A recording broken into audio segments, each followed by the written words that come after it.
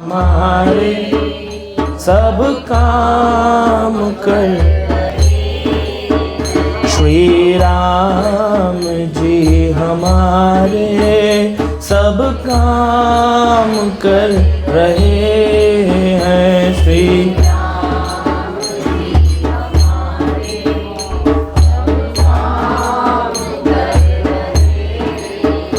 हम राम के सहारे विश्राम कर रहे हैं। हम राम के सहारे विश्राम कर रहे हैं। हम राम के सहारे विश्राम कर रहे हैं। हम राम के सहारे विश्राम कर रहे हैं। श्री राम जी हमारे सब काम कर रहे हैं। श्री राम जी हमारे सब काम कर रहे हैं। ये राम की कृपा है कलयुग से कठिन युग में। ये राम की कृपा है कलयुग से कठिन युग में। निश्चिंत हो के हम तो गुणगान कर रहे हैं।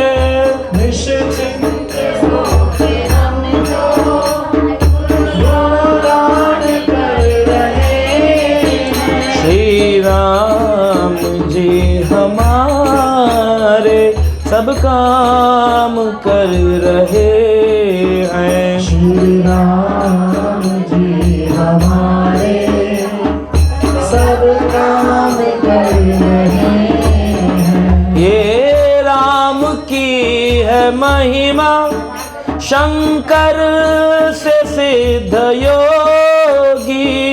राम की है महिमा शंकर से सिद्ध योगी। पी कर के विष हलाहल विश्राम कर रहे हैं।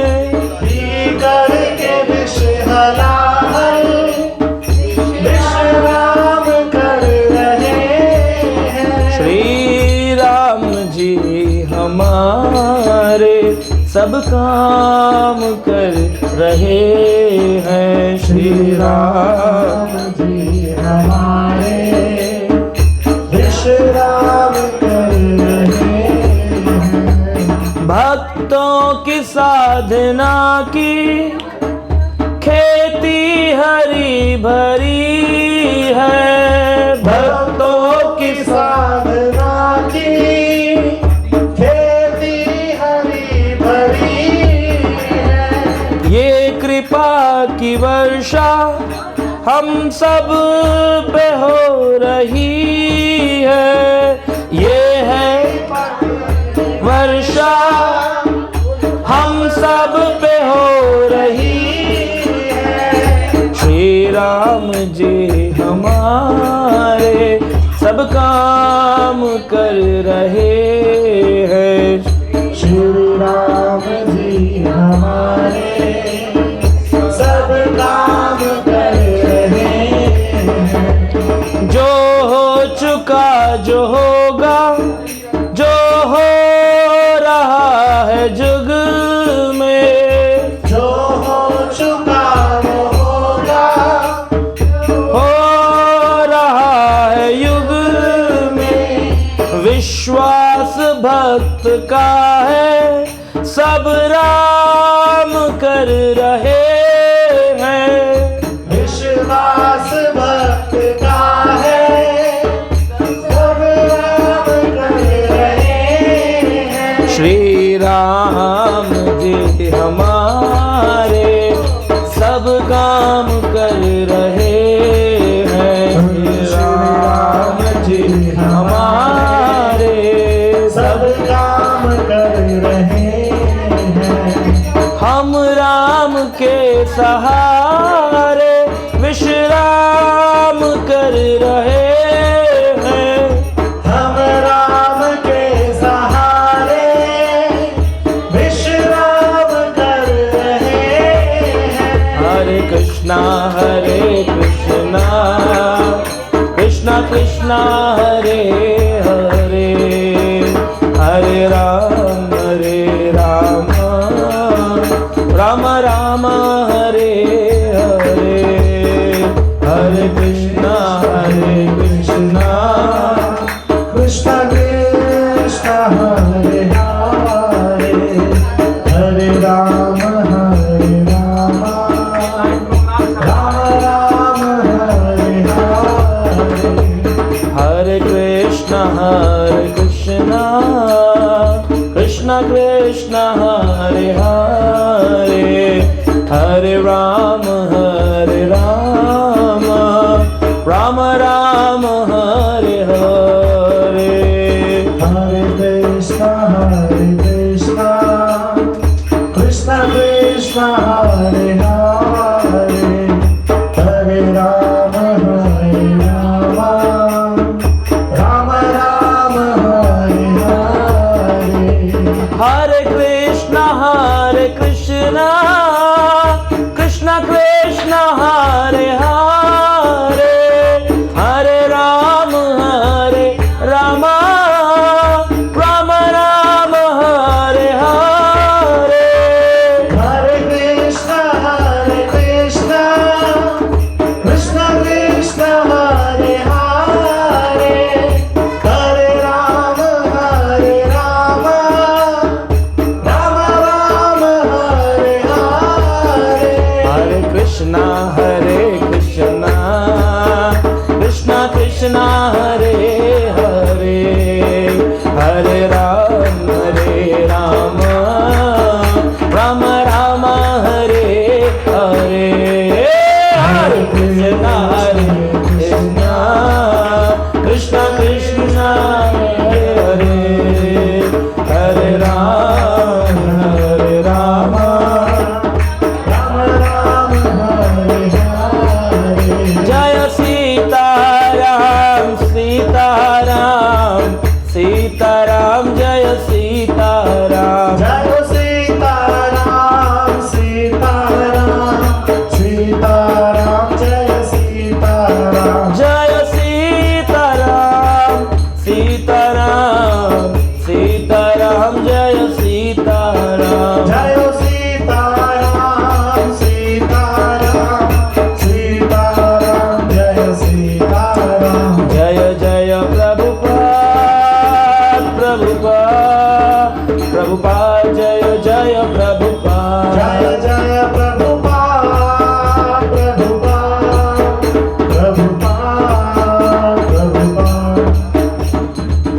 हरि हरि बोल। श्री सीताराम लक्ष्मण हनुमान की जय। तो आप सभी भक्तों का स्वागत है। आज यहाँ पर भगवान श्री सीताराम लक्ष्मण हनुमान की प्राण प्रतिष्ठा या फिर इंस्टॉलेशन सेरेमनी हो रही है। तो भगवान अतिक सुंदर आज यहाँ पर अवतरण ले रहे हैं। तो भगवान का अवतरण भगवान के भक्तों की प्रीति पर होता है। हम देखते हैं कि जब भगवान वनों में विचरण कर रहे थे तो भगवान चलते चलते ऋषिमुख पर्वत आदि पर पहुंचते हैं। कई लोगों का ये प्रश्न होता है कि भगवान किस लिए आते हैं। तो भगवान कहते हैं मद भक्तानाम विनोद अर्थे करोतिम विविध क्रिया। मैं अपने भक्तों की इच्छा अनुरूप अलग अलग प्रकार की लीलाएं करने के लिए आता हूँ। जब जब होए धर्म की हानि बाड़े असुर अधम अभिमानी, तब तब प्रभु लय मनुष्य शरीरा। भगवान मनुष्य शरीर लेकर के आ रहे हैं क्योंकि अधर्मी लोगों का बहुत प्रकोप हो गया है। इसको कहते हैं गौण कारण कि भगवान अधर्मियों का विनाश करने आते हैं। पर मुख्य कारण क्या है? भगवान मद भक्ता नाम विनोद अर्थे करोतिम विविध क्रिया। मैं अपने भक्तों के आनंद का वर्धन करने के लिए अलग अलग क्रियाएं करता हूँ।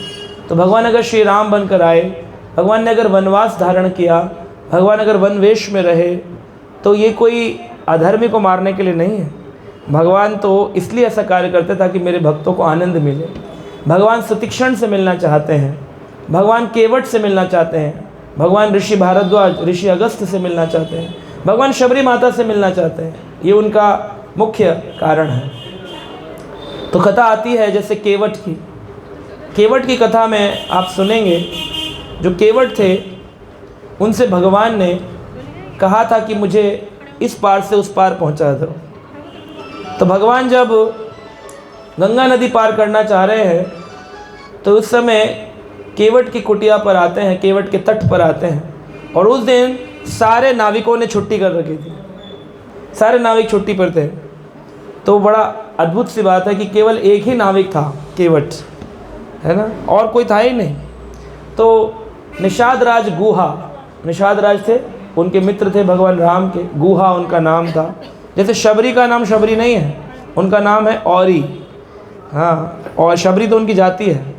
ऐसे ही निषाद राज गुहा, गुहा उनका नाम था, लेकिन उन्हें निषाद राज कहकर बोला जाता है, निषाद राज गुहा। तो ये गुहा भगवान के मित्र थे और पूरी रात भगवान की रखवाली किए, हाथ में धनुष बाण लेकर के खड़े रहे, सोए नहीं कि मुझे प्रभु राम की सेवा करनी है। परंतु जब भरत जी को ये मालूम पड़ा कि प्रभु राम वन को गए हैं, पिताजी का देहांत हो गया है, तो भरत जी अपनी सेना को लेकर के साथ चल दिए राम जी को बुलाने के लिए। राम जी को बुलाने जा रहे हैं और इधर भरत जी रथ पर आरूढ़ होकर नहीं जा रहे हैं, रथ के नीचे नीचे चल रहे हैं। कल को ये ना हो कि देखो कितना घमंडी है, अपने रथ पर चढ़ कर के भाई को बुलाने जा रहा है। तो छोटी छोटी मर्यादाओं का ख्याल रखने वाले भरत जो हैं, भरत शब्द का अर्थ है भक्ति में जो रत रहता है, भरत, भक्ति में रत है।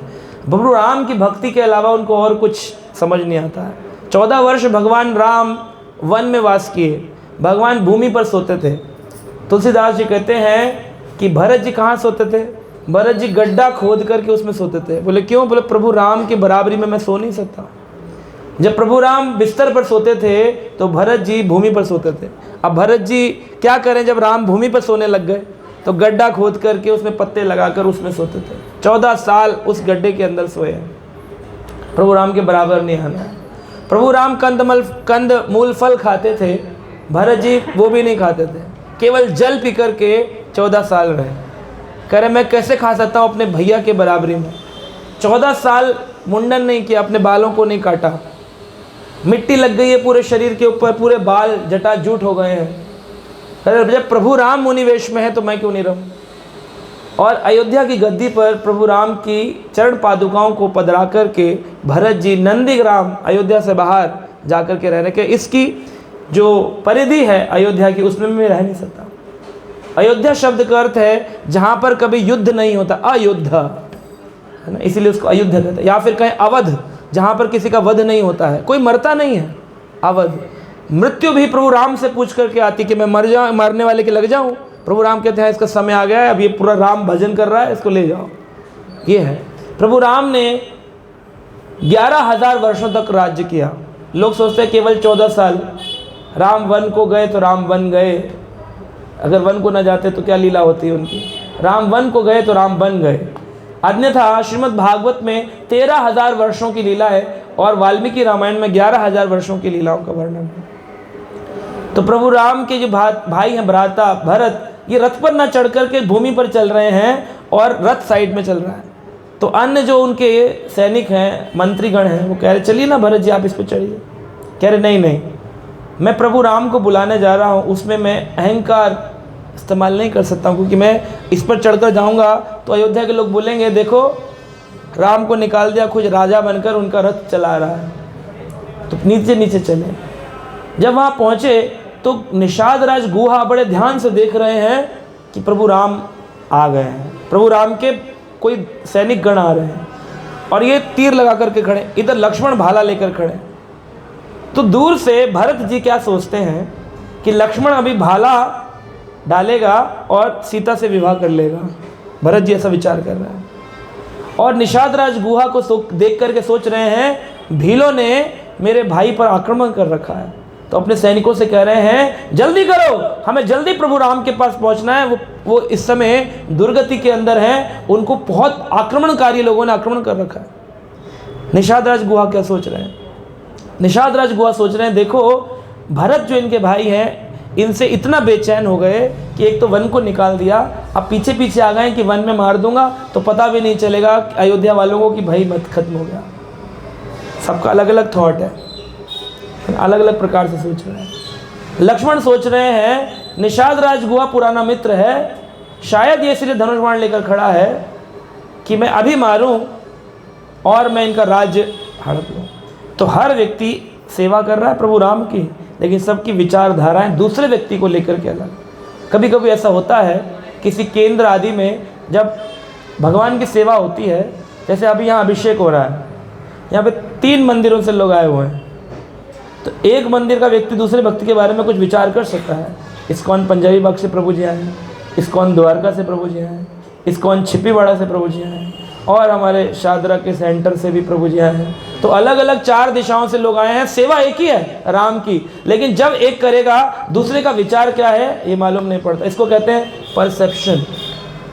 हम दूसरे व्यक्ति के बारे में अलग एक विचार बना लेते, विचारधारा। जैसे जो लोग इस्कॉन के नहीं हैं वो यहाँ पर आए हैं व्यवहार के कारण कि हमें व्यवहार करना है, व्यवहार के कारण आए, तो उनको लगेगा पता नहीं क्या हो रहा है। एक बार भी तो महादेव का नाम नहीं आया, एक बार भी दुर्गा जी का नाम नहीं आया, गणपति तो पूजा ही नहीं, ये कैसी पूजा हो रही है। अलग विचार है। जो इस्कॉन वाला होगा वो कहेगा बहुत अच्छा चल रहा है, तो बहुत आनंद आ रहा है यहाँ पे, अब कथा कब होगी। तो हर व्यक्ति की परसेप्शन एक ही जगह पर अलग अलग होती है, लेकिन सबको राम के अनुभव से जानना चाहिए, शास्त्र के अनुभव से। जो राम चाहें वही, राम जी हमारे सब काम कर रहे हैं, हम राम के सहारे विश्राम कर रहे हैं। राम पर छोड़ देना चाहिए, छूटता नहीं है, छोड़ते नहीं है राम के ऊपर, खुद पकड़ करके रखते हैं। जब महाभारत के काल में पासड़ चौसड़ खेला जा रहा था, पासा फेंका जा रहा था, इसी महीने इसी दिन हुआ शरद पूर्णिमा जो कल गुजरी, शरद पूर्णिमा के दिन ही चौसड़ खेला गया। चौसड़ खेला जा रहा था, जब सब कुछ समाप्त हो गया तो द्रौपदी ने कहा आपने पांडवों की रक्षा क्यों नहीं करी प्रभु? पांडव तो आपके प्रिय हितैषी हैं, आपने उनकी रक्षा क्यों नहीं करी? भगवान मुस्कुरा करके कहते हैं द्रौपदी एक बात बताओ, दुर्योधन को जब मालूम था कि मेरी ओर से शकुनी मामा ये पासा फेंकेंगे, तो क्या पांडव ये नहीं कह सकते थे कि हमारी ओर से कृष्ण फेंकेंगे? इन्होंने कृष्ण को हटा करके बताया भी नहीं। बोले जब युधिष्ठिर चौसड़ खेलने के लिए आ रहे थे तो मैं महल के बाहर उनको मिला और मैंने पूछा कहाँ जा रहे हो? बोले कोई नहीं, भाई भाई की कुछ चर्चा, अभी आते हैं, केशव आप आराम करो। बताया तक नहीं। तो ये कारण से उनको दुख मिल रहा है। तो इसलिए हमारे जीवन में नियम होना चाहिए कि घर से निकलने से पहले भगवान के ऑल्टर के आगे प्रणाम करें, प्रभु इस काम से जा रहे हैं, अभी लौट के आते हैं। और जब आ जाए तो बोलना चाहिए प्रभु आज ये रहा, सक्सेस तो नहीं हुआ लेकिन बाकी तो आपके सहारे है, ये बोलना चाहिए। इसीलिए ऑल्टर को मेन कमरे में बनाना चाहिए जहाँ पर रोज़ आपकी निगाह पड़े, आने वाले आदमी भी चप्पल जूते उतार करके आकर के बैठे, है ना। मेन एक बार पंजाबी बाग के में महाराज जी रहा करते थे, हिज होलीनेस भक्ति माधुर्य गोविंद स्वामी महाराज। वो बोले एक भक्त के घर पे कि ऑल्टर जो होता है ना उसमें सबसे ज़्यादा बल्ब लगे होने चाहिए, लेकिन हम उल्टा देखते हैं, जितने घर के मंदिर होते हैं उनमें सबसे कम 0 वाट का बल्ब लगा देते हैं, लाल वाला। सबसे कम रोशनी भगवान पर रहती है और अपने कमरों में बड़ी बड़ी रोशनी होती है। तो भगवान के कक्ष में उन्होंने कहा सबसे ज़्यादा रोशनी हो और बाकी कमरों की लाइट कम कर दो, ताकि केंद्र बना रहे भगवान राम या कृष्ण। आते जाते उनको प्रणाम करें, उनको बताएं, तभी तो उनका नाम ठाकुर जी है। भगवान बोलते हैं नाम तो रखा ठाकुर जी, काम कराते हैं सेवक जी, तो नाम बदल दो, सेवक जी बैठे हुए हैं बोलना चाहिए, सेवक जी बैठे हुए हैं। ये किसका मंदिर है? बोले जी सेवक जी का मंदिर है, क्योंकि ठाकुर जी तो हेड हो गए। हेड तो आप मान नहीं रखो कि आप तो अपनी चला रहे हो, उनसे ना बात कर रहे हो ना उनकी कहा मान रहे हो। उनकी मानने का मतलब है उनके द्वारा दिए गए ग्रंथों के अनुसार अपने जीवन को चलाना, गीता के अनुसार, भागवत के अनुसार। वो तो चला नहीं रहे, तो फिर ठाकुर जी का हटा के नाम क्या कर दो? सेवक जी की। हमारे घर भी सेवक जी की स्थापना है, सेवक जी है। खाते हैं हम कुछ और ठाकुर जी को खिलाते हैं कुछ और। उनको चिरौंजी दाना किशमिश और अपने लिए मलाई कोफ्ता रबड़ी खा रहे हैं। तो जो कुछ भी खाएंगे, जो कुछ भी करेंगे, भगवान के बिना भोग लगाए, भगवान से बिना पूछे हम कोई कार्य नहीं करते हैं, तब जाकर वो ठाकुर जी कहलाते हैं, हेड ऑफ द फैमिली। तो इस प्रकार से भरत जब पास में आए और भगवान राम ने उनको आलिंगन किया, तब जाकर उन्हें समझ में आया निषाद गुहा को, लक्ष्मण को, कि नहीं नहीं, भरत कोई आक्रमणकारी नहीं थे, ये तो विलाप कर रहे हैं। भगवान के चरण पकड़ लिए, प्रभु आप वापस चलिए अयोध्या, मैं इस योग्य नहीं हूँ कि मैं राजगद्दी में बैठूँ। तो हम जब ये जाना तो निषाद गुहा की आंखों से आंसू आ गए। बोले मैं कितना गंदे विचार रख रहा था। किसी व्यक्ति की हम वैली विचारधारा बना लेते हैं मिलने से पहले ही। एक बार की बात है, मैं एक सेवा में था, तो सेवा में जब नया सेवा में ज्वाइन किया तो कुछ नए पहले से ही वहाँ पर भक्त थे और मुझे वहाँ पर एक पोजीशन दिया गया कि आप इस पूरे एरिया को देखेंगे। तो वहाँ पे कुछ भक्त थे, उनकी विचारधारा थी कि पहले वाले प्रभु जी बहुत अच्छे थे, ये कौन आ गए नए, हम नहीं सुनेंगे इनकी, हम नहीं मानेंगे इनकी, बड़ा आक्रमण हो गया। तो उन्होंने बोला जी क्या कर सकते हैं, अब हमारे पास कोई ऑप्शन नहीं, इनको ही करना पड़ेगा प्रचार यहाँ पर। फिर धीरे धीरे 15 दिन बाद, महीने भर बाद जब क्लासें हुई, रिलेशन बढ़े, 1 महीने बाद वो वाले प्रभु जी बोले मैं आना चाहता हूँ मिलने आपसे। बोले कोई ज़रूरत नहीं है आपकी, ये वाले बहुत बढ़िया हैं। लेकिन विचारधारा पहले ही बना लेते हैं हम मिलने से पहले, ये सबसे बड़ी प्रॉब्लम है। किसी व्यक्ति के मिलने से पहले आप कैसे उसकी विचारधारा बना सकते हैं कि वो अच्छा है कि बुरा है, और उस विचारधारा से फिर हम नाप तोल करते, जो मैंने विचार किया था अब बस अभी गलती करेगा, देखना जो सोचा था ना, और जैसे वो किया ना, मैंने कहा था ना करेगा, क्या किया। आप खोजी हो रहे थे, उसके अच्छे गुणों को हटा करके केवल अवगुणों का दर्शन करते हैं। तो भगवान राम जब सीता जी को लेकर, निषाद गुहा को लेकर उस केवट के तट पर पहुंचे, तो सारे केवट छुट्टी पर थे। उस दिन हड़ताल थी, कोई वहाँ पर केवट की नाव नहीं थी, केवल एक केवट थे, ये विराजमान थे, विचार कर रहे थे। क्योंकि केवट कोई साधारण व्यक्ति नहीं है। पुराणों में, विष्णु पुराण में इसकी व्याख्यान आती है कि भगवान जब क्षीर सागर में लेटते हैं, तो उस क्षीर सागर के जल में, आपने देखा होगा टीवी सीरियल में, तो विशेष करके वही उन्होंने हमें ज्ञान दिया सारा। तो भगवान लेटे होते हैं शेष शाही पर और विष्णु लेटते हैं शेष के ऊपर, लक्ष्मी जी पाँव दबाती हैं। तो एक कछुआ था जो भगवान के क्षीर सागर का कछुआ है, और भगवान के पैर का स्पर्श करना चाह रहा, चरण करे, इतनी मुश्किल से क्षीर सागर का कछुआ बना हो, श्री विष्णु के चरण स्पर्श कर लूँ, तो लक्ष्मी जी उसे खट खट करके भगा देती हैं, खट हट, तो पीछे चला जाता है। अब भगवान योग निद्रा में आंखें आधी बंद आधी खुली सो रहे हैं, और वो पैर दबा रही हैं, और फिर आता है कछुआ स्पर्श करने, वो सोचते हैं फिर डिस्टर्ब करेगा, तो खट खट हटा देते हैं उसको। तो कछुआ कहता है कि आप मुझे हटा रही हो, एक ऐसा वक्त आएगा जब आप प्रभु से अलग हो जाओगे। कछुए ने बोला। जब ये बात सुनी तो भगवान जो है ना जाग गए। भगवान बोले अरे ये क्या बोल दिया तुमने, ये क्या बोल दिया तुमने, मुझे मेरी शक्ति से, नारायण बोले मुझे लक्ष्मी से अलग रहना पड़ेगा। बोले प्रभु अब ये तो भाव निकल गया है, अब आप कोई ना कोई ऐसी लीला करेंगे जिस लीला में आप इस लीला को संपन्न करेंगे। तो बोला अच्छा हाँ मैं ये कार्य करूँगा, लेकिन तुम क्योंकि मेरा स्पर्श करना चाह रहे थे तो मैं तुम्हें भी अपनी लीला में सहयोग कराऊंगा।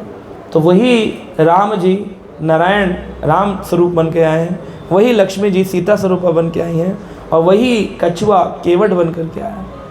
हरि बोल। तो केवट जो है आए, अब इनको तो स्मरण है पूर्व लीला का, इसको कहते जाति स्मर। जाति स्मर यानी पूर्व काल की अपनी घटना स्मरण रहती कि मैंने क्या किया था। भगवान की विशेष उन पर कृपा रही और उन्होंने बोला कि आइए प्रभु। अब भगवान राम कह रहे हैं कि हमको बिठाओ नाव में, तुम्हारी एक नाव है। तो कहता है नहीं नहीं जी, हमने सुना है आपके पैरों के अंदर जो मिट्टी है, रज जो है, इसमें बड़ी शक्ति है। अहिल्या का उद्धार करके आपने पत्थर से उसको स्त्री बना दिया। मेरी नाव पे अगर आपने स्पर्श करके दोनों पाँव चढ़ा दिए तो पता चला कि नाव स्त्री बन गई। मेरी तो एक स्त्री पहले से ही, मैं दो दो कहाँ लेकर घूमूंगा, मेरे से दो नहीं हैंडल होंगी, एक ही का पालन पोषण नहीं हो पा रहा। भगवान कहते नहीं नहीं, मेरे में ऐसी कोई शक्ति नहीं है, वो तो ऐसे ही हो गया, मेरी कोई ऐसी शक्ति नहीं है। तो उन्होंने कहा नहीं प्रभु मैं जानता हूँ। तो भगवान बोले अभी करना क्या है, हमको उस पार जाना, तुम ले जाओगे कि नहीं ले जाओगे। बोले ले जाएंगे, लेकिन पहले आपका चरणों का अभिषेक करें। तो भगवान राम ने चरण अभिषेक करने की इजाज़त दी। तुरंत उस केवट ने एक बड़ा पात्र मंगवाया और उस तट के ऊपर पात्र के अंदर प्रभु राम लक्ष्मण सीता जी के अलग अलग पात्र के अंदर चरण रखवाए गए और तुरंत गंगा जी का जल लेकर के वहाँ अभिषेक प्रारंभ कर दिया। अभी अभिषेक कर रहा था, वहाँ तक तो ठीक था, पूरे गांव वासियों को बुला लिया, परिवार को बुला लिया, देखो देखो अभिषेक चल रहा। भगवान कह रहे प्राइवेट में करने वाली चीज़ तुम पब्लिकली कर रहे हो सब कुछ। तो भगवान और भक्तों की जो ये लीला है चरण अभिषेक, ये प्राइवेटली होनी चाहिए, पब्लिकली नहीं होना चाहिए। जैसे भगवान का अभिषेक है, भगवान के अब वस्त्र बदले जा रहे हैं, कहाँ? प्राइवेटली बदले जा रहे हैं, पब्लिकली नहीं होती कार्य। ऐसे ही गुरुजनों के, वैष्णवों के अगर चरण पखारने भी हो तो प्राइवेटली होता है, पब्लिकली नहीं होता है ना। व्यास पूजा तो भक्त अपना भक्त समाज है ना, लेकिन जो अपने अपने भक्त हैं वो तो ठीक है, लेकिन पब्लिकली इन द सेंस जहाँ पर अभक्त लोग भी हैं, संसारी लोग भी हैं, सब लोग, उनके बीच में ऐसे कार्य नहीं किए जाए। तो इस प्रकार से उन्होंने किया और जल लेकर के अपने पूरे परिवार के ऊपर छिड़कने लगे। वो प्रभु राम के चरण रज, जिसको पाने के लिए दुनिया ललायत रहती है, उस चरण रज ही नहीं, केवल जल भी संपूर्ण उस केवट के परिवार और गांव वासियों को प्राप्त हुआ। सब पर छिड़क रहा है। भगवान राम करे क्या कर रहे हो? और जो बचा कुचा था उसका सारा परात उठाकर पी गया, पान कर लिया, का एक भी रहना नहीं चाहिए। भगवान राम बोले चलो जो करना है सो करो, अब जल्दी से हमको उस पार ले चलो। अब जब बिठा दिया भगवान राम को, सीता जी को, लक्ष्मण को, अब बिठाने के बाद केवट अगर चाहता तो नदी ऐसे पार होती है, सीधी सीधी पार नहीं कर रहा है, ऐसे ऐसे ऐसे ऐसे जिगजैग चला रहा है। तो लक्ष्मण जी को क्रोध आ रहा है, कह रहे हैं कि भाई इतनी देर क्यों लगा रहे हो तुम केवट, क्यों लगा रहे हो इतनी देर जब नाव सीधी जा सकती है? तो उन्होंने कहा नाविक कौन है? लक्ष्मण जी। कहा आप। तो बोले जब हम हैं तो हमें हमारे अनुसार चलाने, तो बीच में अपनी टांग मत अड़ाओ। तो उन्होंने कहा तुम ऐसा क्यों कर रहे हो? राम मुस्कुरा रहे, राम कुछ नहीं बोल रहे, क्योंकि राम जी जान रहे हैं कि ये वो कछुआ है, इसने चरण रज का पान कर लिया, परंतु ये मेरे को निहार रहा है, मेरा संग पाना चाहता है। अगर जल्दी से उस पार उतार देगा तो मैं चला जाऊंगा। ये चाहता काफ़ी देर, तो घुमा रहा है इधर से उधर, इधर से। सीता जी और राम मुस्कुरा रहे हैं। अब उस पार जब उतारा तो उन्होंने प्रश्न किया कि बोलो केवट, आज तुम क्या चाहते हो हमसे, क्या उतराई तुम्हें दें? क्योंकि उतारने पर कुछ दक्षिणा देनी चाहिए। अभी तो प्री बुकिंग हो जाती है कि 100 लेंगे कि 200 लेंगे, लेकिन हमारे वैदिक काल में कोई भी क्रिया प्री बुकिंग से नहीं की जाती, चाहे वो कथा हो, चाहे वो कीर्तन हो। अगर कोई कीर्तनिया ये कहता है मैं 5,000 रुपये लूँगा, 10,000 रुपये लूँगा, उसके कीर्तन का असर खत्म हो जाओ। वो नाचेगा तो बहुत, नचवाएगा तो बहुत, लेकिन उसका असर हृदय परिवर्तन के लिए समाप्त हो जाएगा, हार्ट ट्रांसफॉर्मेशन नहीं होगा। कोई कथावाचक कहता है मैं 15,000 रुपये लूँगा, मैं 5 लाख रुपये लूँगा, मैं 20 लाख रुपये लूँगा, उसकी कथा तो होगी, लोग सुनेंगे तो, लेकिन हृदय परिवर्तन होना समाप्त हो जाएगा। इसी प्रकार से कोई ज्योतिषी है, कोई भी कार्य, कोई यज्ञ है, उसमें व्यक्ति को जो जजमानों से खुद विचार करना चाहिए कि सामने वाले को हमें कितना देना चाहिए, उसे अपनी यथाशक्ति दान करना चाहिए, और जो लेने वाला ब्राह्मण उसको उतने में ही संतुष्ट होना चाहिए, उसे लालची नहीं होना चाहिए। ये वैदिक काल था। यहाँ तक कि नाव के नाविक केवट भी बिना प्री बुकिंग के बैठ गया, और भगवान कह रहे हैं अब तुम्हें क्या दूं, उस उतराई के रूप में क्या दूं? तो भगवान ने अपनी मुद्रिका निकाल कर कहा, अंगूठी निकाली और कहा ये ले लो केवट, ये मुद्रिका तुमने हमें नाव से नदी पार कराई है।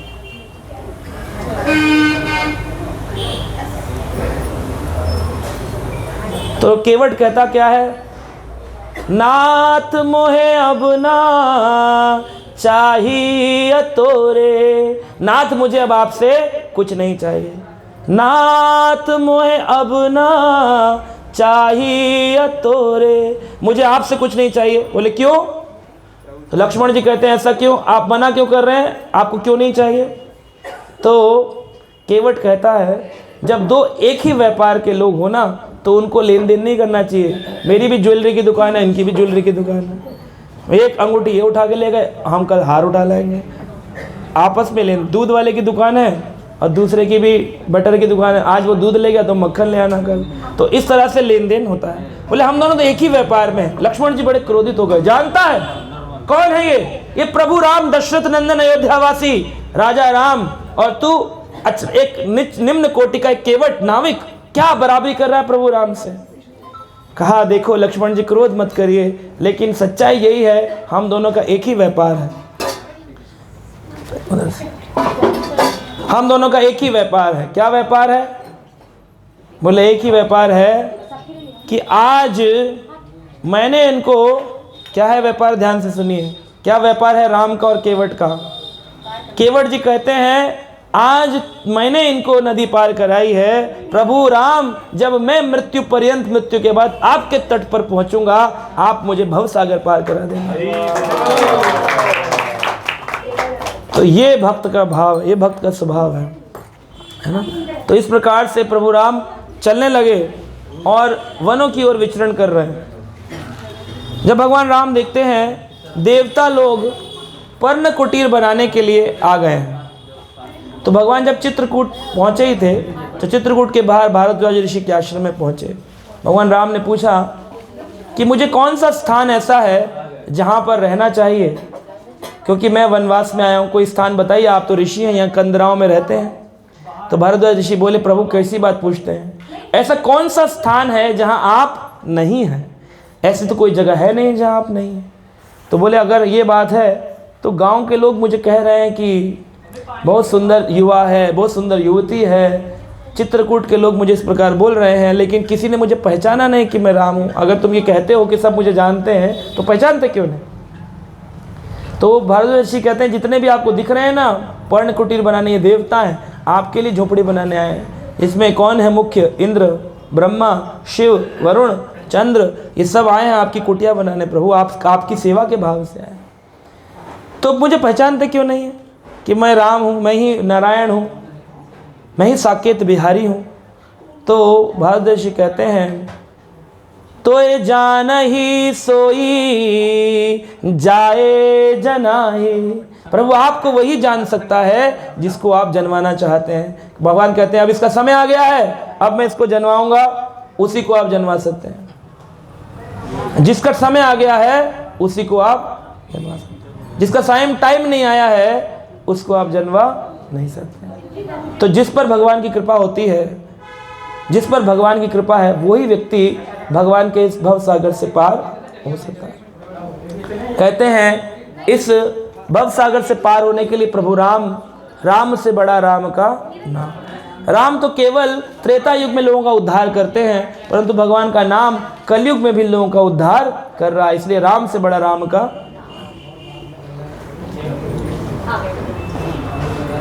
राम लक्ष्मण की जय।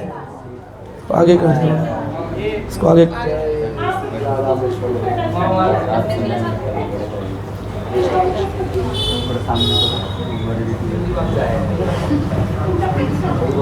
सीताराम लक्ष्मण हनुमान की जय। तो अभी यहाँ पर ठाकुर जी आ गए हैं,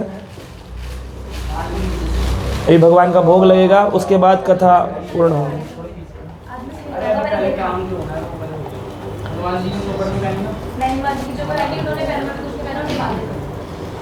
की जय।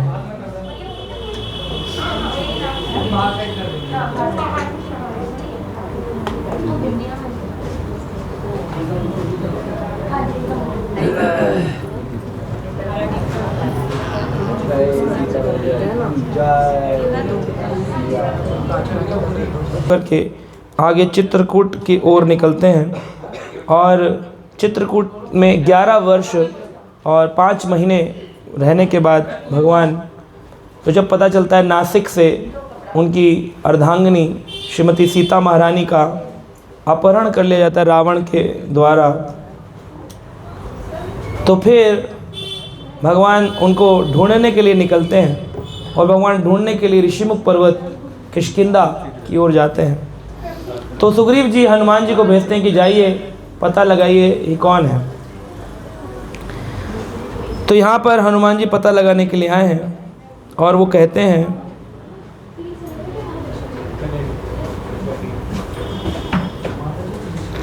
हनुमान जी कह रहे हैं एक में मंद मोह बस कुटिल हृदय अज्ञान पुनि प्रभु मोहि बिसारयो दीन बंधु भगवान। एक मैं मंद मोहवश, एक तो मैं पहले से मंद बुद्धि हूँ, वानर हूँ, और मोहवश मैं अपने हृदय में अज्ञान लेकर घूम रहा हूँ। मैं पहचान नहीं पा रहा हूँ कि आप कौन हैं। पुनि प्रभु मोहे बिसारियो दीन बंधु भगवान। आप तो दीन बंधु हैं, आपने भुला दिया है कि मैं कौन हूँ, आप कौन हैं, तो कृपया कर मुझे बताइए। तो भगवान अपना विस्तार करके बताते हैं कि मैं अयोध्यावासी दशरथ नंदन श्री राम हूँ। जब इस प्रकार से वो सारा वर्णन करते हैं उनको, तो हनुमान बड़े प्रसन्न हो जाते हैं और कहते हैं, यद्यपि नाथ बहु अवगुण मोरे, बोलिए, यद्यपि नाथ बहु अवगुण मोरे, सेवक प्रभु ही परे जानि भोरे। नाथ जीव तब माया मोह, सो निस्तारि तुम्हारी छोहा। यद्यपि नाथ बहुत अवगुण मोरे, मेरे अंदर बहुत अवगुण है। अब देखिए हनुमान जी की विनम्रता, भगवान के परम भक्त शिरोमणि, और कह रहे हैं मुझ में अवगुण है।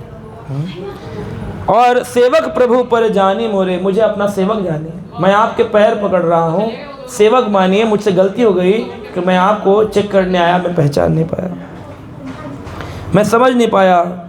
तब माया बस फिरहु भुलाना, ताते में नहीं प्रभु पहचाना। मैं प्रभु आपको पहचान नहीं पाया, मैं भुला दिया आपको कि आप मेरे आराध्य हैं। इस प्रकार राम जी और लक्ष्मण जी को कंधे पर बिठाकर सुग्रीव के पास ले आए। अब सुग्रीव जो हैं, ये भगवान राम से वार्तालाप करते हैं और पता चलता है कि इनकी भी पत्नी गुम हो गई है और इनकी भी पत्नी गुम हो गई है। सुग्रीव की पत्नी बाली जो थे वो उठा करके ले गए, और इसी प्रकार से राम की पत्नी जो हैं उनको उठा करके कौन ले गया है? रावण ले गया। तो सुग्रीव बड़े खुश हो जाते हैं और कहते हैं पहले आप मेरी पत्नी ढूंढवा दो, फिर मैं आपकी ढूंढवा दूंगा। तो भगवान राम इस ऑफ़र को स्वीकार कर लेते हैं, कहते ठीक है, हम पहले इनकी ढूंढवाते हैं, फिर हमारी ये ढूंढवाएंगे। और इस प्रकार भगवान राम ने जब वाली का वध कर दिया और उनकी पत्नी वापस सुग्रीव जी को मिल गई, तो भूल गए। 4 महीने चतुर्मास ये चल रहा है। इन चतुर्मास 4 महीने भगवान राम सुग्रीव के यहाँ रहे, लेकिन सुग्रीव ने एक भी दिन भगवान राम से बात नहीं की। समझते हैं आप ये बात? सुग्रीव ने एक भी दिन भगवान से बात नहीं की। जैसे ही अपनी पत्नी मिली, खुश होकर वापस चला गया। हम लोग भी वैसे ही हैं। जब जब दुख होता है भगवान के मंदिर जाते हैं, और दुख जब सुख में बदल जाता है भगवान को भूल जाते हैं। दुख में सब हरि भजे, सुख में भजे न कोई। जो सुख में हरि भजे, तो दुख काहे को होई। लेकिन होता है ऐसा, जब कोई मर जाता है तब बोलते हैं राम नाम सत्य है। और जो जिंदा रहे तो गणपति बप्पा सत्य है, साईं बाबा सत्य है, दुर्गा मैया सत्य है, सारे देवता सत्य है, नवग्रह सत्य है। अरे जब मरोगे तो क्या बोला जाएगा? राम नाम सत्य है। तो पहले क्यों नहीं जीते जी लेते उस नाम को? मरण भ्रांति क्यों?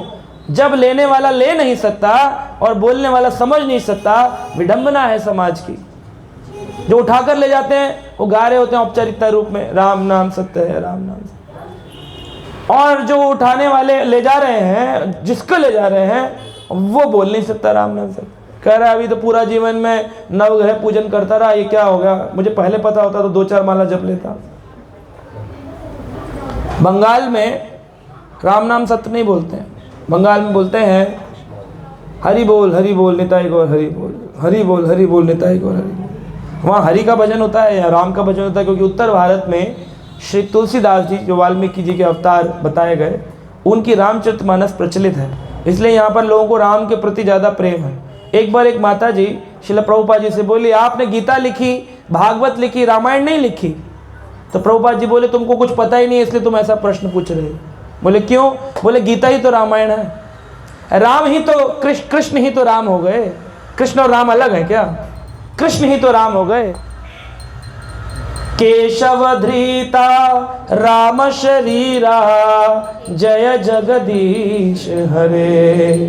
केशव धृता राम शरीरा जय जगदीश हरे। वही कृष्ण तो राम के स्वरूप में आते हैं।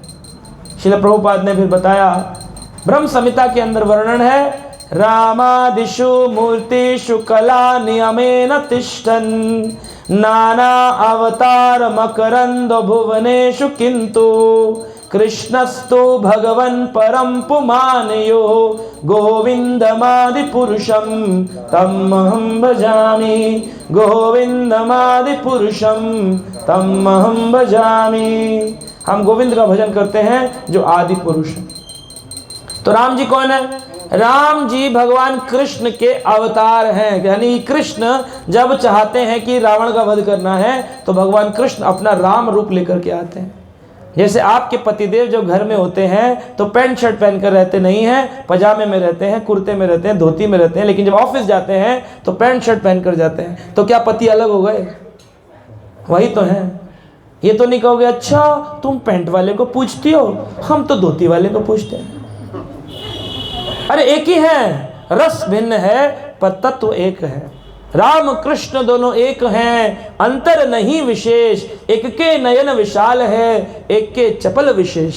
दोनों में कोई भेद नहीं, लेकिन भेद कर रही दुनिया। आप राम को पूछते हो, लोगों ने तो दोषारोपण कर दिया, इस्कॉन वाले राम का भजन ही नहीं करते, राम का भजन ही नहीं करते। इस्कॉन वाले राम को मानते नहीं है। इस्कॉन में आधे से ज्यादा राम पूजने वाले लोग आते नहीं, बोले इस्कॉन में तो केवल कृष्ण कृष्ण है। ये कारण है, इसको कहते हैं, एक अनर्थ है जिसका नाम है तत्व विभ्रम। तत्व विभ्रम यानी कि तत्व से भगवान को न जानना, तत्व विभ्रम।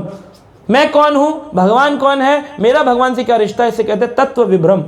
इस अनर्थ के कारण व्यक्ति समझ नहीं पाता है ना। शिवजी खुद भगवान का नाम जप रहे हैं, भगवान राम का नाम जप रहे हैं। पार्वती जी ने पूछा कि प्रभु आप क्या करते हो, आंख बंद करके क्या बोलते हो, कभी तो मुझे बताओ, अपनी पत्नी को तो बताओ।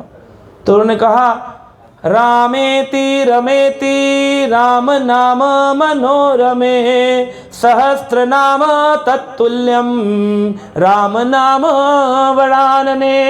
सहस्त्र नाम, 1000 विष्णु के नाम लोगे, एक बार बोल दो राम, बस पूर्ण हो गया सहस्त्र नाम। लगो लगे पड़े विष्णु सहस्त्र नाम। अच्छा आप विष्णु सहस्त्र नाम नहीं पढ़ते, राम राम कर रहे हो? अरे विष्णु सहस्त्र नाम 1000, शिव जी कह रहे हैं सहस्त्र नाम तत्तुल्यम राम नाम वर्णने। एक बार राम बोलेंगे। और ब्रह्म वैवर्त पुराण कहती है राम राम 3 बार बोलोगे तो केवल एक बार बोल दो कृष्ण, तो उतने में ही काम पूर्ण हो जाता, उतने में काम पूर्ण हो जाता। अब व्यक्ति बोलता है हम जी राम जी का भजन करते गोलोक में एंट्री मिलेगी? राम जी का भजन करते हैं गोलोक में एंट्री मिलेगी? नहीं मिलेगी। कि साकेत में मिलेगी, गोलोक में क्यों मिलेगी? भाई भगवान की जिस भाव की आप आराधना करोगे वहीं तक आप जाओगे, उसके आगे नहीं। तो आपको अगर चाहिए कि आप भगवान की लीलाओं में उछल कूद करो, कंधे पर बैठो, आप माखन चुराओ, माखन खिलाओ, माखन खाओ, है ना, भगवान के चोरों में, अग्रगण्य चोरों की पार्टी में आप भी हिस्सा बनो, है ना। जो भगवान चोरी करने वाले हैं, शिरोमणि हैं, उनकी पार्टी का हिस्सा बनना है तो हरे कृष्ण भगवान श्याम सुंदर का भजन करो, प्रमाण है। हरि बोल। भगवान सुन रहे हैं, सब देख रहे हैं। जो गोलोक नहीं जाना चाहते हैं, जो कहते हैं हम तो केवल ना भगवान को भगवान मानकर पूजन करेंगे, हमसे ये प्रेम व्रेम होगा नहीं, ये सब हमसे नहीं होगा, हम तो सुबह भोग लगा देते हैं, दंडवत कर लेते हैं, मंदिरों में प्रणाम कर लेते हैं, इतने तो आप वैकुंठ जा सकते हो, गोलोक नहीं जाओगे। और आप कहते हो हम तो राम जी का भजन करेंगे, कोदंडधारी भगवान कोदंड रामन, भगवान कोदंडधारी जो दंड देने के लिए लोगों को अपने हाथ में कोदंड धनुष धारण करते हैं, वो कोदंड बिहारी साकेत बिहारी भगवान राम का अगर आप भजन करेंगे तो आप कैसे गोलोक में जाएंगे? आपको साकेत धाम में जाना पड़ेगा, प्रभु राम की मर्यादाओं का पालन करना पड़ेगा। भगवान राम कुछ भी लेफ्ट राइट बर्दाश्त नहीं करते हैं, कुछ भी लेफ्ट राइट नहीं। एक व्यक्ति था शंभुक, एक असुर था। शास्त्र में बताया गया, उत्तर कांड के अंदर आता है, शंभुक नाम का व्यक्ति था जो उल्टा लटका हुआ था। और उल्टा लटक करके यज्ञ कर रहा था, तपस्या कर रहा था। और तपस्या कर रहा था तो किसी ने आकर के कहा कि देखिए शूद्र है और तपस्या कर रहा है। तो प्रभु राम आप रोकिए, अगर शूद्र भी तपस्या करने लग जाएंगे तो ब्राह्मण कहाँ जाएंगे, ये तो समाज उल्टा हो जाएगा। तो प्रभु राम आपकी इच्छा के विरुद्ध कैसे कोई तपस्या कर सकता है। तो भगवान वहाँ पर गए और जाकर के उस शूद्र से कहा कि इस यज्ञ तपस्या को छोड़ दो। लेकिन उसने उस यज्ञ तपस्या को छोड़ा नहीं, उल्टा लटका हुआ था, पैर ऊपर थे, पेड़ के और नीचे बेताल की तरह लटका हुआ था। जब भगवान राम गए तो उसने प्रणाम किया, भगवान की अनुमति ना पा करके उसने स्टार्ट कर दिया था भजन करना। तो भगवान ने कहा इस तपस्या को छोड़ दो, लेकिन उसने छोड़ा नहीं। तो भगवान ने उस शंभुक का वध कर दिया। तो लोग बोलते हैं कि राम कैसे भगवान हो गए, जिन्होंने एक व्यक्ति के भजन करने के लिए उसको मार डाला। क्या अगर कोई छोटी जाति का है तो क्या उसको भजन करने का अधिकार नहीं है? ऐसा लोगों ने दोषारोपण लगाया भगवान पर। इसके सीक्रेट को समझते हैं कि क्यों भगवान ने उसका वध किया। आपके यहाँ पर भारत में एक सोसाइटी का नाम है इसरो।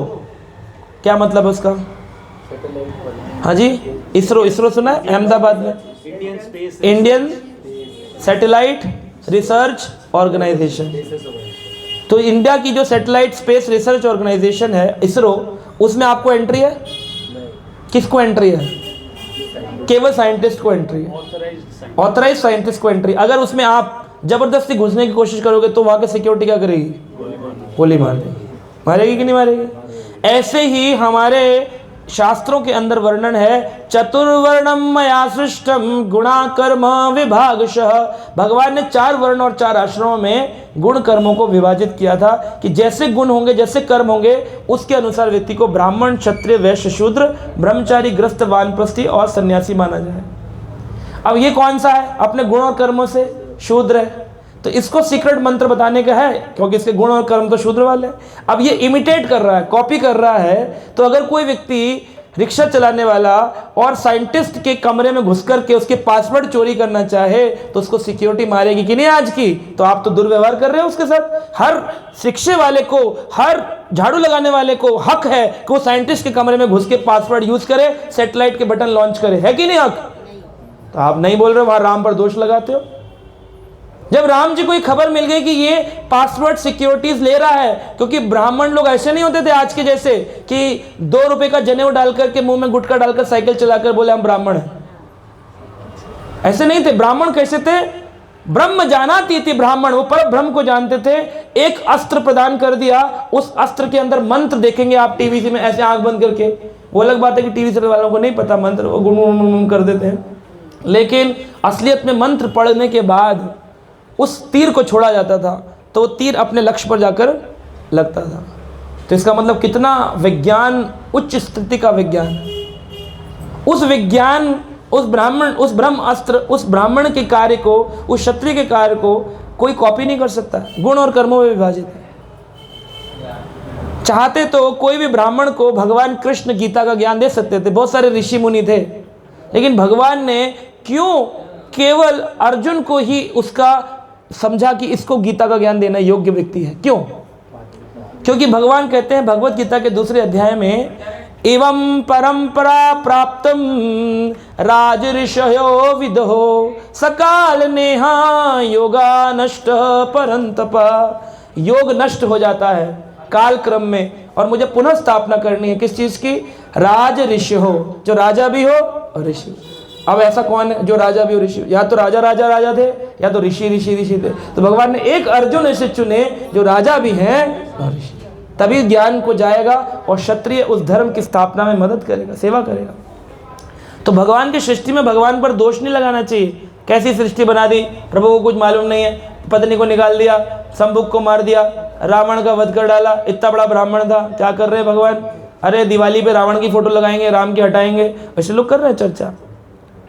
मूर्ख समाज व्हाट्सएप यूनिवर्सिटी से ज्ञान पा रहा है, फेसबुक से ज्ञान पा रहा है। ऐसा नहीं कि वेब से व्हाट्सएप पे सब कुछ गलत है, लेकिन 90% लोगों के द्वारा केवल फॉरवर्ड किया जाता है। एक तोता बना देंगे, सुबह सुबह नीचे लिखते हैं आज की राम राम, उससे क्या होगा? उससे क्या होगा? क्या किसी के हृदय में राम आए? क्या कृष्ण आए किसी के हृदय में तोता से हरे राम गुड मॉर्निंग बोलने से? लेकिन चल रहा है फॉरवर्ड, है ना? कार्तिक के नियम के इतने सारे व्हाट्सअप आ रहे हैं, 500 नियम के व्हाट्सअप चल रहे हैं सुबह से, और जिसने भेजा उससे पूछो उसका खुद का एक नहीं रखा हुआ उसने। तो ऐसा मत करो। व्हाट्सएप का इस्तेमाल या इंटरनेट का इस्तेमाल का सदुपयोग कर सकते हैं प्रचार के लिए, लेकिन सबसे पहले अपने जीवन में उसको अपनाना है, फिर दूसरे को बताना है। इसलिए प्रभु राम ने उस शंभुक का वध कर डाला। तो भगवान राम की लीलाओं में बड़ा अद्भुत है। एक था राक्षस, बोला मैं सुना है भगवान के राम का नाम जो है ना उसको कोई समाप्त नहीं कर सकता, भगवान के राम में बड़ी शक्ति है।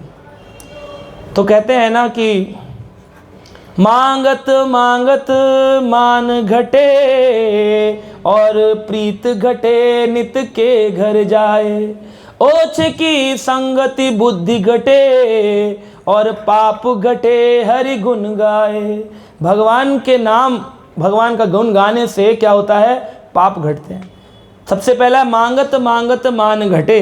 व्यक्ति जो मांगते हैं ना उनका मान घट जाता है भगवान के आगे भी। जो कहते प्रभु लड़की की शादी करा दो, लड़के की नौकरी लगा दो, अच्छी सी बिटिया दिलवा दो, संतान दिलवा दो, दुर्गा माई का चोला चढ़ाऊंगी, हनुमान जी का वर्क लगाऊंगी, ऐसा कर दूंगी, सवा मणि चढ़ाऊंगी, बूंदी का लड्डू का भोग लगाऊंगी। भगवान कह रहे ए बनिए, चले चल मंदिर से बाहर चल, मांगने के आगे लिस्ट लेके सुबह सुबह हनुमान जी निकाल देते हैं, प्रात लही जो नाम हमारा, बाए मिले ना ता दिन आहारा। सुबह सुबह मेरा नाम जपोगे मैं भूखा रखूंगा तुमको। अरे मैं राम का भजन करता हूँ, तुम भी राम का भजन करो। सुबह क्या आ गए सुबह सुबह 5 बजे, हनुमान जी इच्छा पूरी करो, इच्छा पूरी करो। कब जाएगा तुम्हारा मोह जाल? मांग मांग कर तुमने यहाँ पे व्यापारीगिरी बिजनेस खोल रखा है, ये पूरा करो तो ये लगाएंगे, ये करो तो वो लगाएंगे। तो मांगत मांगत मान घटे, मांगना नहीं चाहिए। बिन मांगे मोती मिले और मांगे मिले ना। हाँ, इसलिए कभी मांगना नहीं चाहिए, जो मिल जाए उसमें संतुष्ट रहना चाहिए। और प्रीत घटे नित के घर जाए। जब आप किसी व्यक्ति के रोज रोज घर जाएंगे ना तो आपकी प्रीति समाप्त होगी। जब आपको लगे प्रीति समाप्त होगी, थोड़े दिन के बाद दूरी बना के रखो, बोले शायद दोबारा प्रीति अनुभव हो जाए। क्योंकि रोज आएंगे तो कौन है आंटी आई है, लोग बात ही नहीं कर रहे। कौन है आंटी आई हुई है बोलकर गेट खोलकर उल्टा चल देंगे, नमस्ते भी नहीं बोलते बच्चे। आंटी आई हुई है, अरे उसको दे दे, वो कहे दे दे जो मांगने आई दे दे उसको, वो भी मिलने नहीं आएंगे। इतना प्रीत घटे नित के घर जाए। नित नहीं जाना चाहिए। लोग बोलते ना आप आते नहीं हमारे घर, प्रभु जी आप आते नहीं, नहीं जाना चाहिए। साल में एक बार जाओ, प्रीति बनी रहेगी, वो वेलकम करेंगे, पुष्प चढ़ाएंगे। रोज रोज जाओगे आपकी माला भी छीन लेंगे, क्या बहुत आते हो तुम। रोज नहीं जाना चाहिए। प्रीत घटे नित के घर जाए, ओछे की संगत बुद्धि घटे। ये बुद्धि जो है ना, ये ओछे व्यक्ति के साथ, यानी कि जिसकी बुद्धि कम है उसके संग करने से घट जाती है। दुर्योधन ने शकुनी का संग किया, बुद्धि घट गई। केकई ने मंथरा का संग किया, बुद्धि घट गई। तो इस प्रकार से हम देखते हैं कि बहुत बड़े बड़े बलशाली लोगों ने भी केवल एक गलती कर दी, एसोसिएशन गलत कर लिया, उस संग के कारण उनका सब भंग हो गया। और संग आपको कहाँ पहुँचा सकता है? कलयुग का संग शक्ति, कलयुग में संग की शक्ति है। तो अच्छा संग करो, भक्तों का संग करो, है ना। इस्कॉन के इतने सारे भक्त आसपास रहते हैं, आपको उनसे मिलना चाहिए, रोज़ प्रीति बढ़ाओ उनसे। और पाप घटे हरि के गुण गाए। पाप कट जाते हैं अगर कोई व्यक्ति हरि का गुण गाता है। हरे कृष्णा कृष्णा कृष्णा हरे हरे, हरे राम राम राम हरे। तो एक राक्षस ने सुन लिया कि प्रभु राम का जो है ना नाम में बड़ी शक्ति है। तो आया, भगवान राम बाण चला रहे थे, जुम जुम जुम, और सारे राक्षस मारे जा रहे थे। इसने देखा जो भी बोलता है जय श्री राम वानर, और वो मार डालता है, इसके मतलब राम के नाम में शक्ति है। समझ गया। इसने टैटू बनवा लिए पूरी बॉडी पे, राम राम राम राम राम। और राम जी के आगे आगे सामने आगे कहते हैं हाँ राम मुझे मारो, देखता हूँ कितनी शक्ति है तुम्हें, मारो मुझे। अब राम जी कह रहे हैं अपने नाम को कैसे मारूं? मेरे राम का नाम में और नामी में भेद नहीं है ना, अभिन्नत नाम नामी ना हो, नाम को कैसे मार दूं अपने? भगवान सोच रहे हैं क्या करूं क्या करूं। तो है ना बोल रहा नहीं मार सकते, मुझे नहीं मार सकते, अब तो मुझे नहीं मार सकते, मेरे पूरे बॉडी में राम है, अब मैं तुम्हें मारूंगा। तो राम की ओर बढ़ने लगा। सारे हैरान हो गए कि प्रभु राम इसे मारेंगे नहीं तो कौन मारेगा। तो प्रभु राम ने देखा, जब वो हंस रहा था तो देखा उसकी जीभ पर कोई राम नाम नहीं था और उसके दिल में भगवान का नाम नहीं था। तो नकली लोग जो होते हैं ना, वो पूरा टैटू भी बना ले, राधे राधे जय श्री राधे, टैटू लगा लेंगे, लेकिन यहाँ पर जिह्वा पर नाम नहीं आता, जिह्वा नाम न तुभ्यम, जिह्वा पे नाम नहीं है और हृदय में भाव नहीं है, तो भगवान उसी जगह को तीर मारे, एक जीभ में और एक दिल में, तो समाप्त हो गया वो। तो इसलिए भगवान का नाम उच्चारण तो करना है, लेकिन कैसे करना है? अपितु अजामिल गज गणिकाओ, भय मुक्त हरि नाम प्रभाओ, को करी नाम बड़ाई, राम न सकही राम गुण गाही। राम जी को भी नहीं पता मेरे नाम में कितनी शक्ति है। आपने केवल राम बोला है और आप देखो आपके साथ कैसे कैसे चमत्कार होंगे। लेकिन लोग पता नहीं क्या क्या पूजा पाठ कर रहे हैं, दुर्गा सप्तशती पढ़ रहे हो, पढ़ो, कोई हम उसके विरोधी नहीं है, लेकिन राम का नाम नहीं भजा तो सारा का सारा जीवन व्यर्थ हो गया। कृष्ण नाम नहीं बोला, मनुष्य जन्म पाइया, राधा कृष्ण ना भजिया, जानिया सुनिया विष खाइया।